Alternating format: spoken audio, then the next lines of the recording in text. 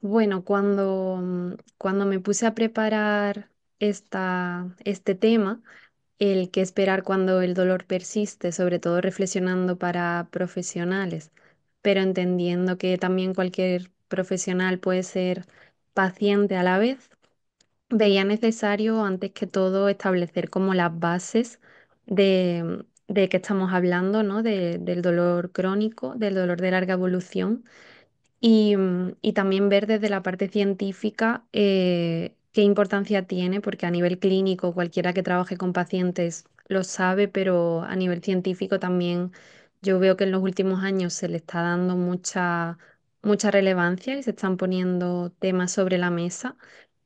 Por ejemplo, en Lancet, que es una de las revistas científicas más potentes del mundo desde 2021, se lanzó incluso un editorial, ¿no? De Repensemos sobre el dolor crónico, en el que se divulga que vivir con dolor crónico es vivir con desafíos diarios en torno a tareas que para otras personas pueden ser simples o que se dan por sentado para quien no lo vive, ¿no?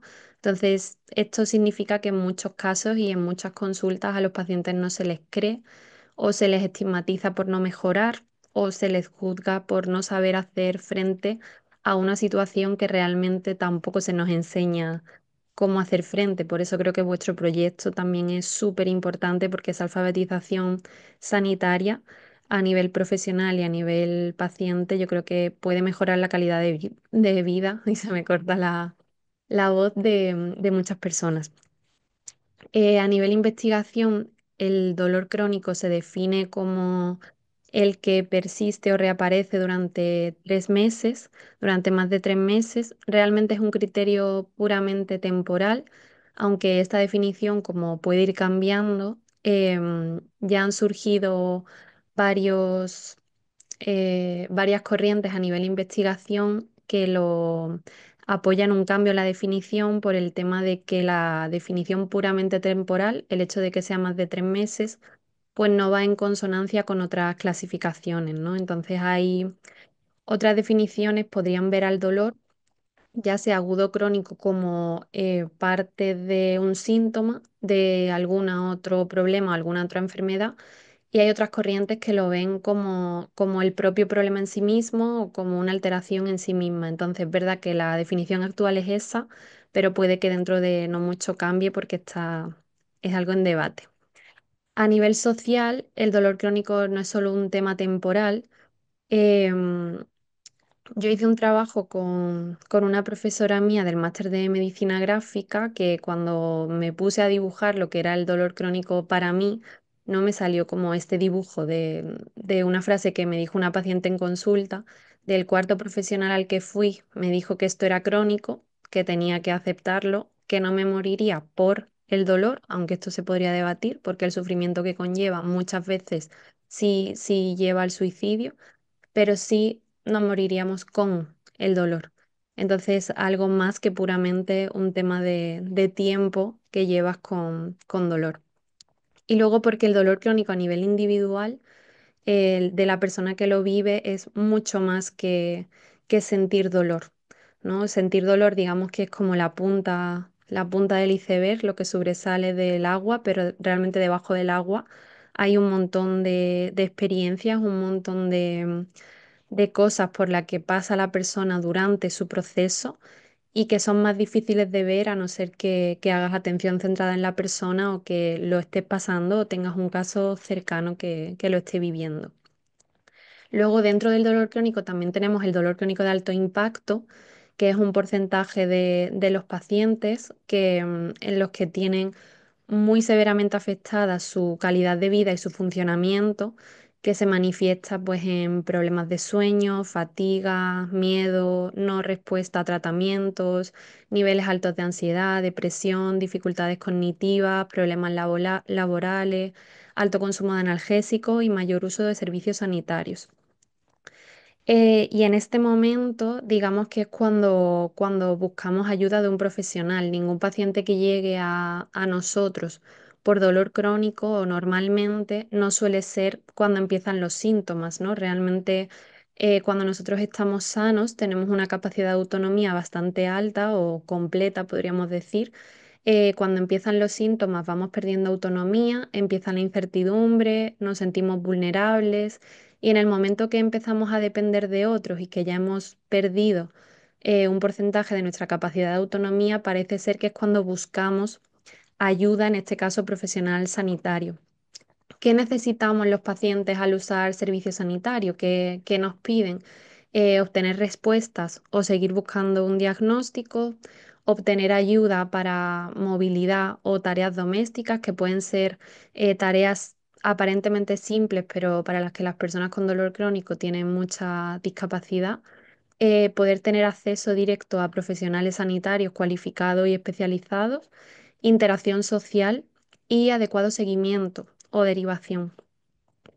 Pero ¿qué ocurre? Que tenemos un sistema sanitario y una atención a la salud a nivel cultural muy centrada en la enfermedad. Se hizo un estudio de consenso de expertos con respecto a la diabetes.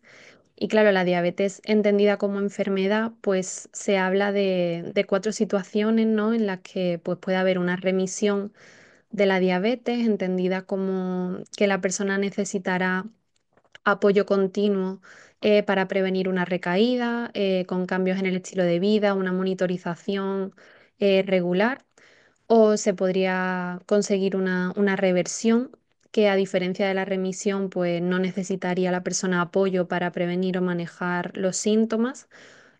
Una resolución en la que se restablece un estado completamente normal o en el que el diagnóstico original fue erróneo y una cura que implica que no se necesita nada de seguimiento ni manejo para prevenir los síntomas. Claro, aquí estamos hablando de una enfermedad para la que hay un correlato en sangre, ¿no? Que se puede medir y según explica el consenso, incluso en ese caso no existiría una cura para la diabetes actualmente.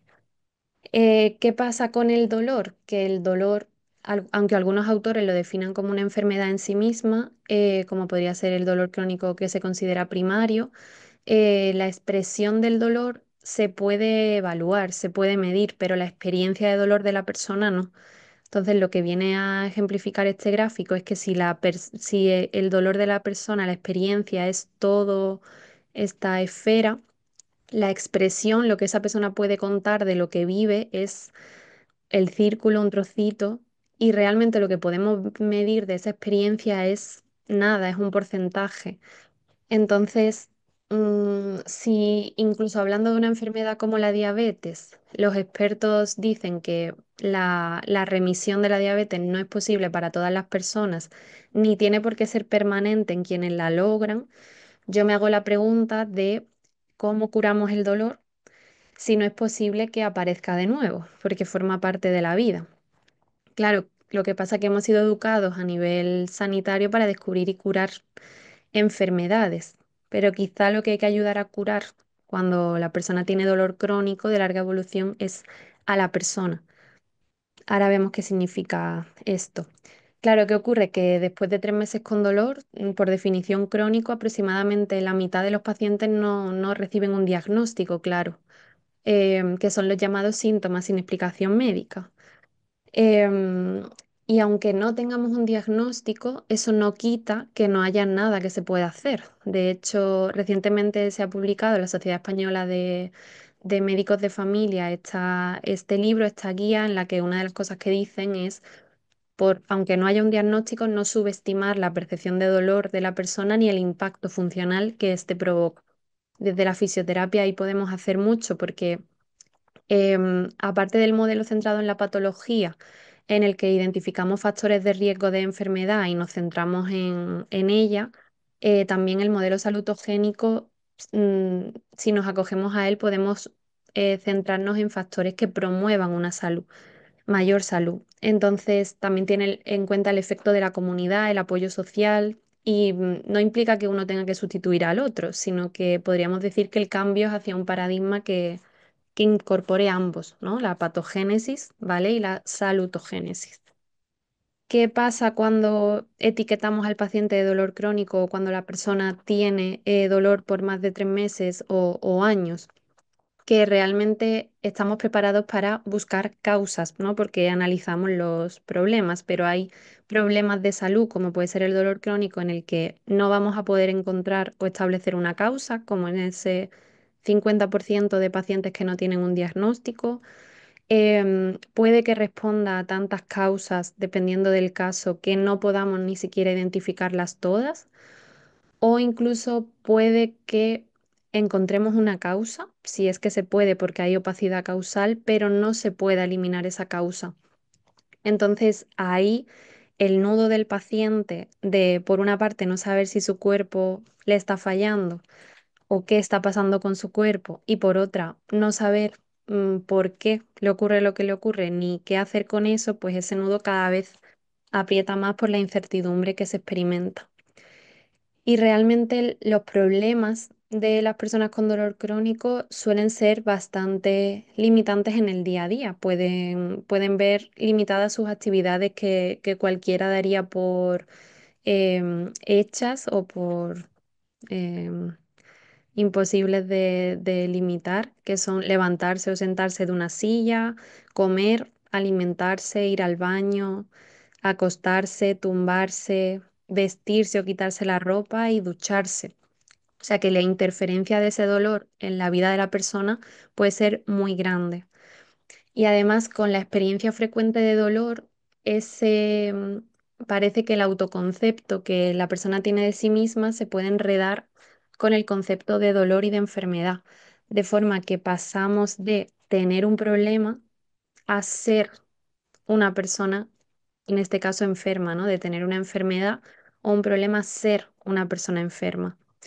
Si realmente em, exploramos las trayectorias de los pacientes, una vez que entendemos la implicación en la vida que eso tiene, tampoco hay una forma correcta de pasar un proceso de dolor de larga evolución, no hay una trayectoria única. Los pacientes que mejoran, no suelen mejorar de la misma forma. Hay un porcentaje de pacientes que mantiene la trayectoria, hay un porcentaje de pacientes que cambia de intensidad del dolor o cambia en cómo se comporta el dolor durante el día o cambia en cómo se comporta el dolor durante un mes. Entonces, no hay una trayectoria única.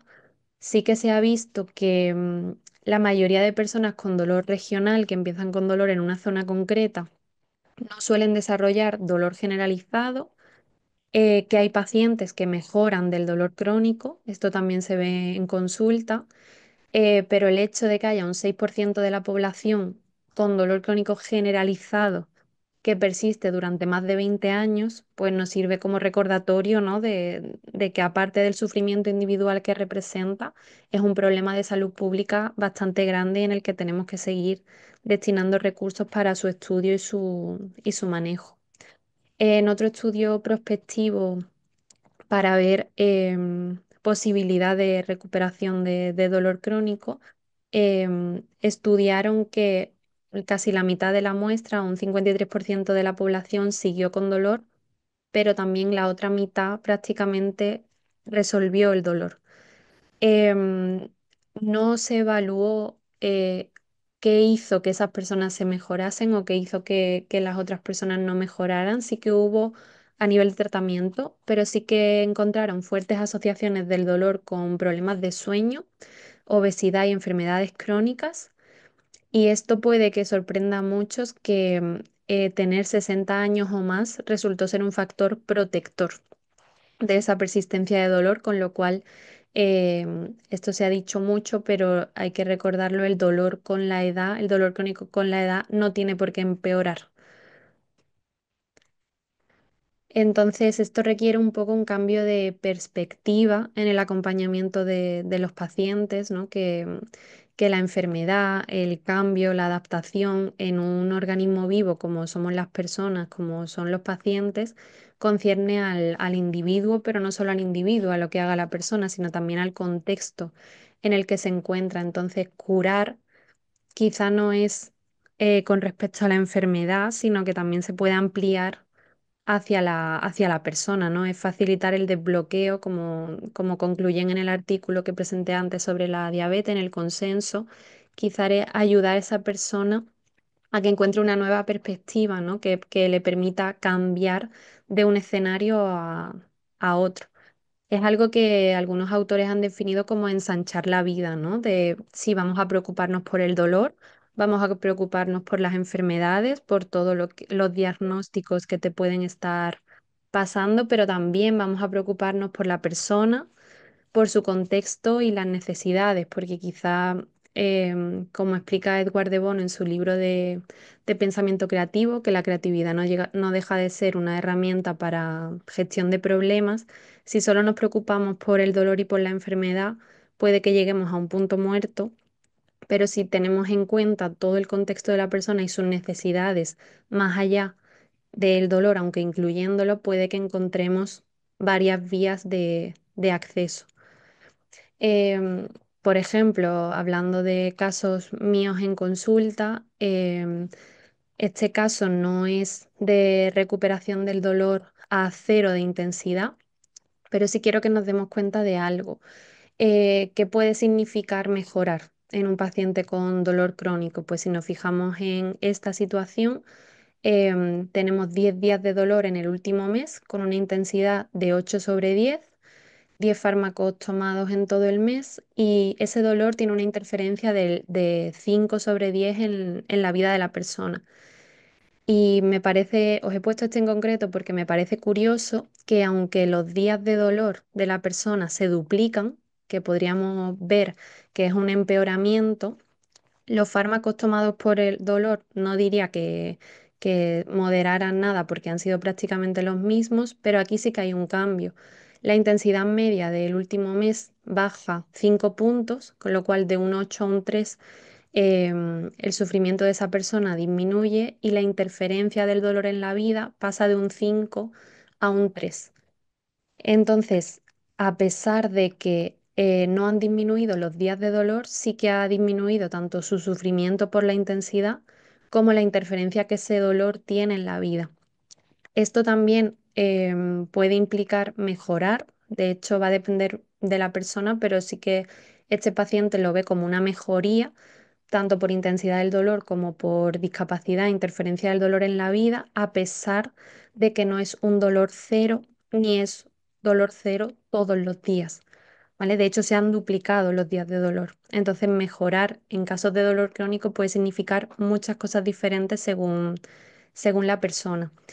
Yo lo que intento hablar con mis pacientes también es que esa fusión que muchas veces aparece de la enfermedad con la persona, de pasar de ser a una persona con un problema a pasar a que ese problema lo inunde todo, ¿no? Y que sea parte de mí, como en este gráfico de mi dolor y yo, como que no hay separación, el dolor lo nubla todo, podemos pasar a tú eres una persona y el dolor forma parte de tu vida en este momento concreto y no sabemos cuánto tiempo vamos a tener que lidiar con él, pero no te define ese dolor.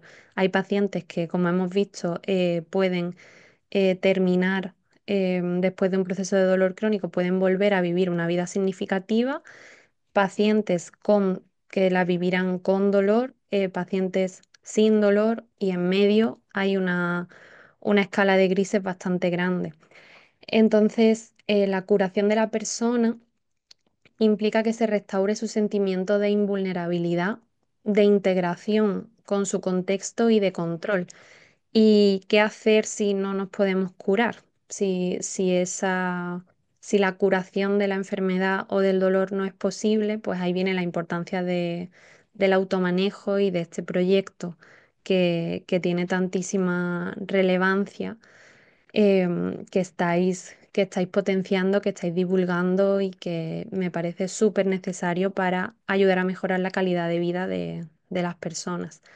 Ese automanejo, esa perspectiva en primera persona de automanejo podría verse como cuidar, intentar no perder las conexiones sociales a pesar del dolor, que es muy difícil, pero hay profesionales que podemos ayudar a mejorar esto, igual que a gestionar la energía y el ritmo para no llegar a puntos de fatiga que no podamos gestionar, modular el dolor a través del movimiento que genera no solo por mejora del dolor, sino también por todos los efectos positivos que tiene en la salud, tanto a nivel psicológico como a nivel metabólico.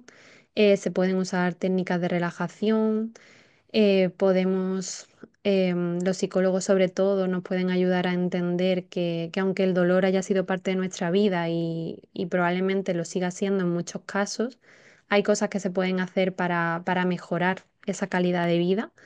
Es difícil ser compasivo con uno mismo porque es un proceso muy grande de cambio o a la vez que un proceso de dolor de larga evolución se suelen vivir procesos de cambio vital.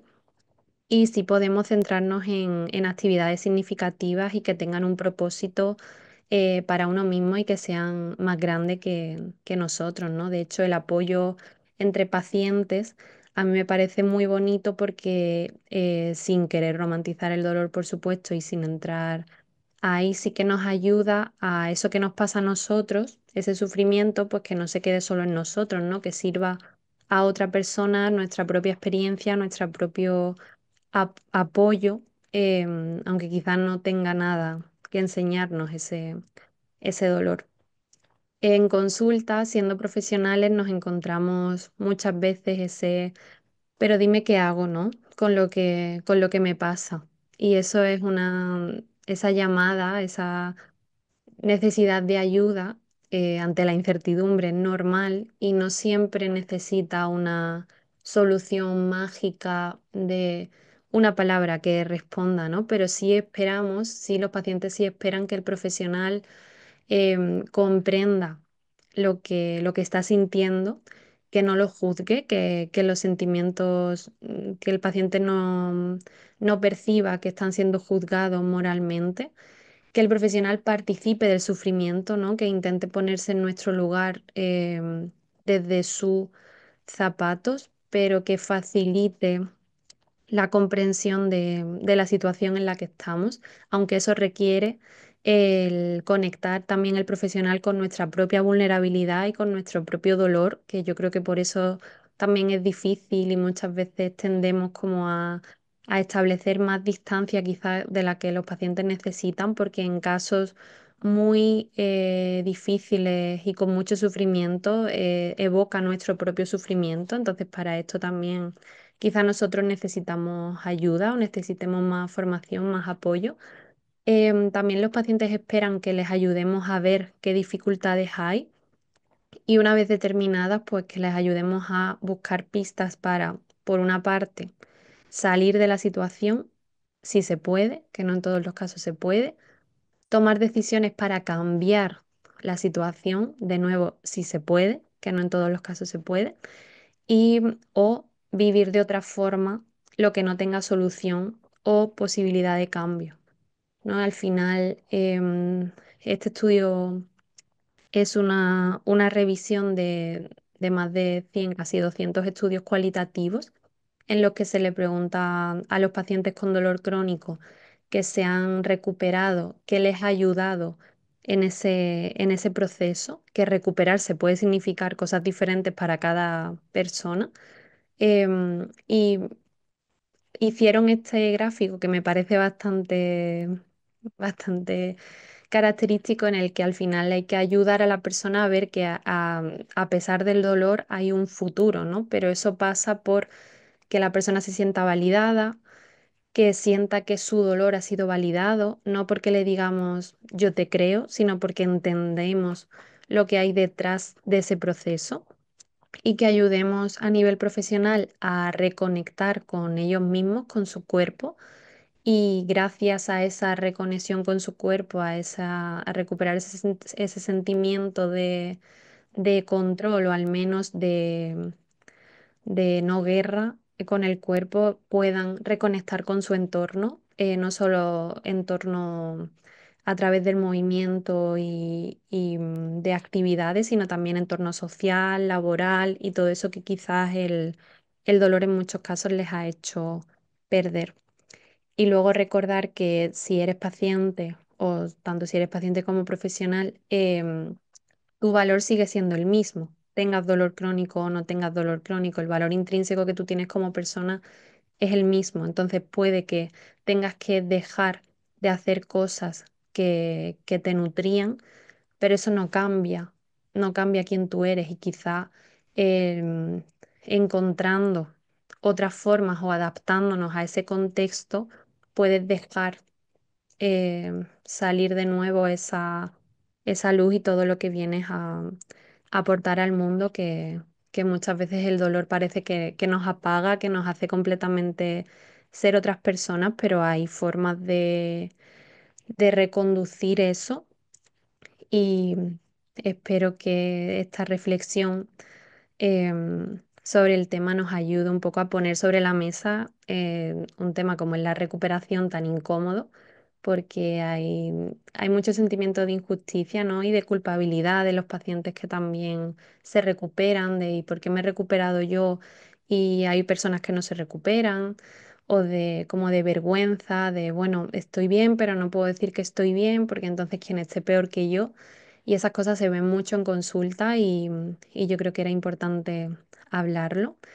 Así que nada, estoy abierta a las preguntas, a cualquier cosa que queráis debatir o compartir. Muchas gracias por querer querer que forme parte de esto.